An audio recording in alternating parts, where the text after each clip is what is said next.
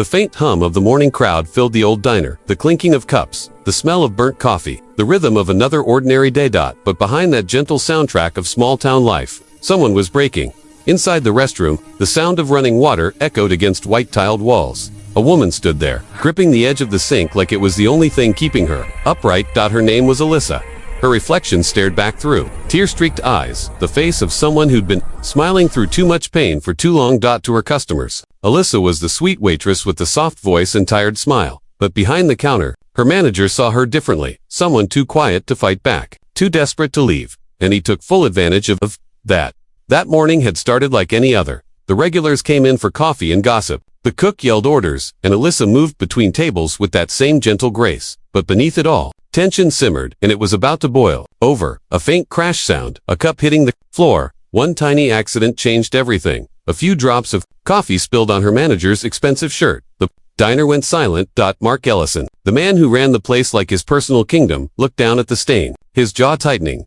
His pride was far more fragile than his shirt. He ordered her to follow him to the staff restroom. Every eye in the diner followed as Alyssa disappeared behind that door. No one dared to move. No one dared to speak. Inside, the air was heavy, thick with his anger. He shouted words that cut deeper than any slap. Careless, stupid, worthless. Each insult landed like a punch. When she tried to apologize, his hand shot out, grabbing her collar, pinning her against the cold white wall. Her breath hitched. Fear crawled up her spine. She wanted to cry, to scream, to disappear. But she remembered something. His voice. Her husband's voice. Evan, a Navy SEAL, who had always told her, "Stand tall, Alyssa. Never let anyone make you forget your worth." He had been deployed overseas for years, fighting battles she could only imagine, and she'd been fighting her own quiet war here, waiting for him, working double shifts just to keep their little apartment. She had no idea that her wait was over. Just an hour earlier, Evan had walked into that very diner, dressed in jeans and a hoodie. He planned to surprise her, to see her smile before she even realized he was home for good.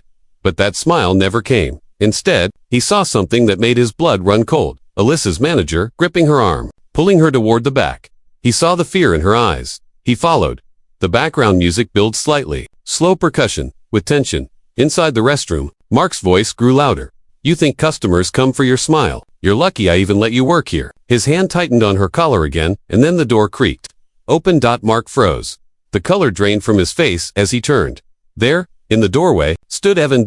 He didn't say a word at first. He didn't have to. His presence filled the room, calm, dangerous, controlled, the kind of quiet that comes right before a storm. Evan's eyes went from his wife's trembling face to the man holding her.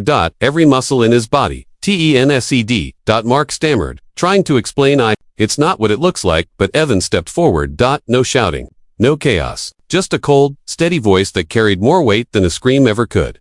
He took Alyssa's hand gently, pulling her behind him. "Are you all right?" he whispered. She nodded, tears breaking free now. Then he turned to Mark. "You'll never speak to her again," Evan said, his voice low and certain. "You'll never touch her again. Do you understand me?" Mark's mouth opened, but no words came. For the first time, he looked small, powerless. And when Evan stepped closer, Mark's pride vanished completely. The security guard had seen it all. He didn't move to stop Evan. He didn't need to. Justice didn't need backup. That day music softens. Slow piano theme begins. When Alyssa and Evan walked out of that restroom, the diner was silent. Every customer had heard the shouting. Every worker had seen her humiliation before, but no one had ever stood up to him. Not until that moment. Alyssa walked beside her husband, her hands still shaking. But for the first time in a long time, she didn't feel weak. She felt safe. She felt seen. That evening, in their small apartment, they sat together on the couch. No fancy words. No grand speeches. Just silence. The kind of peace that only comes after a storm. Alyssa leaned her head on his shoulder and whispered, "I thought I lost myself in that place." Evan smiled softly and kissed her forehead. "You've never lost yourself," he said. "You just needed someone to remind you how strong you've always been." Pause. Transition to uplifting tone. The next day, word spread fast through the town. The manager, the one who had bullied and belittled people for years, was fired. The diner's owner apologized to Alyssa in front of everyone and offered her a higher position. Not out of pity, but out of respect. But Alyssa had different plans. She wanted a new start, a place that would stand for everything she believed in.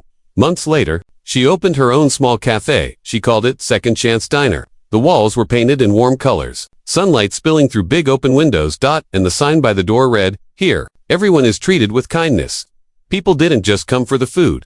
They came for the feeling, the sense that, in this place, they mattered. Because Alyssa knew what it felt like to be made small, and she had vowed no one would ever feel that way. Again, music rises gently, hopeful piano and strings. If this story touched your heart, if you believe that kindness is strength, and standing up for others still matters, then please take a moment to like, share, and subscribe to Pure Hub Kindness. Your support helps us bring more stories that remind the world that compassion still exists, and that courage doesn't always roar. Sometimes, it's the quiet voice that says, "This ends today."